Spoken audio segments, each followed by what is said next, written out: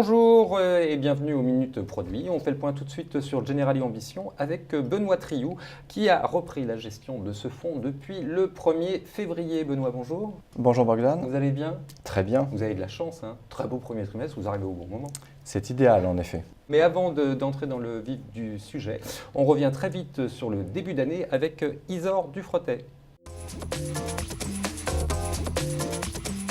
Bonjour Bogdan, eh bien comme vous le voyez, tout va bien pour les marchés financiers depuis janvier et cela aussi bien du côté des grandes que des petites valeurs. Même constat sur le front obligataire où les taux à 10 ans de certains États faisaient pourtant craindre le pire il n'y a encore pas si longtemps. Or là aussi, la situation s'est nettement améliorée ces dernières semaines grâce aux interventions de la Banque centrale européenne. Mais tout n'est pas réglé pour autant car pour aller plus loin, les marchés ont besoin de nouveaux catalyseurs, des catalyseurs qui leur font cruellement défaut pour l'instant.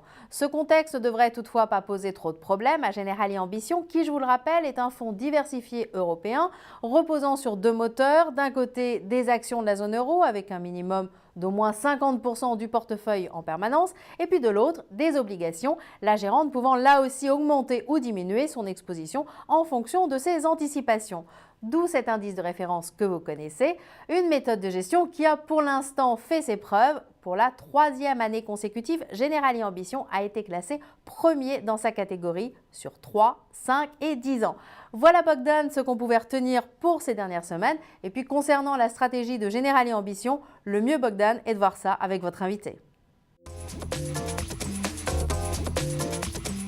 Merci Isor. Benoît, vous avez repris la gestion de ce fonds le 1er février, mais tout d'abord, est-ce que vous pourriez vous présenter? J'ai une expérience de 16 ans dans la gestion d'actifs au sein de différents asset managers en tant que gérant actions pan-européennes. J'ai débuté en tant qu'analyste financier, puis j'ai été amené à gérer des fonds actions ainsi que des fonds flexibles. Et qu'est-ce que vous faites concrètement dans ce fonds? Generali Ambition est un fonds diversifié pan-européen, mixte, actions et taux. Je suis en charge, avec mon équipe, de gérer l'exposition actions du fonds et plus spécifiquement d'investir sur les larges capitalisations boursières. D'accord, c'est vous qui pilotez le fonds, hein. C'est bien les actions. Exactement. Le moteur du fonds, ce sont les actions. La poche taux doit jouer un rôle d'amortisseur. La poche taux, c'est vraiment, ça vient en complément, hein. C'est selon votre sensibilité à vous, vos convictions au niveau des actions. Le fonds peut être investi entre 50 et 100% de l'actif sur les actions. Donc ce sont bien les actions qui sont le moteur du fonds. Alors je crois que vous avez également des micro-caps. Comment ça se passe avec la gestion? Oui, on en a et c'est structurel car c'est un fonds NSK. C'est une source potentielle de performance additionnelle pour le fonds et cette poche est gérée activement par François Gobron. Comment est aujourd'hui construit Generali Ambition? La construction de la poche action résulte à la fois d'une approche top-down avec laquelle nous décidons de sur- ou sous-pondérer les secteurs en fonction de nos vues. Donc c'est les secteurs qui priment, hein? C'est bien cela? Dans un premier temps, oui, en fonction des vues macroéconomiques.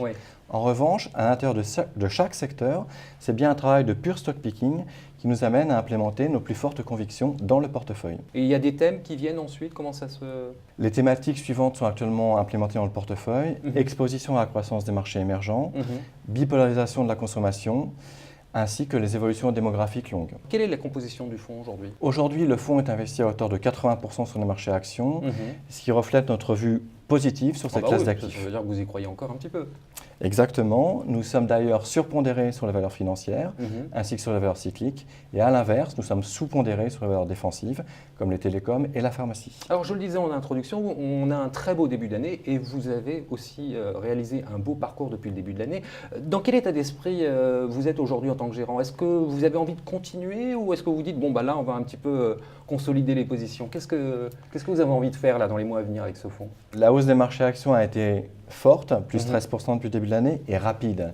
Néanmoins, elle s'est réalisée dans de faibles volumes. Aujourd'hui, il y a beaucoup de liquidités qui sont non investies et ma conviction, c'est que tout ce cash va s'investir sur les marchés actions à nouveau, ce qui va permettre de poursuivre la hausse des marchés. Benoît, merci beaucoup pour toutes ces explications. Merci Bogdan. Voilà, j'espère que vous en savez maintenant beaucoup plus sur Generali Ambition et sur son gérant. Merci de votre attention et à très bientôt.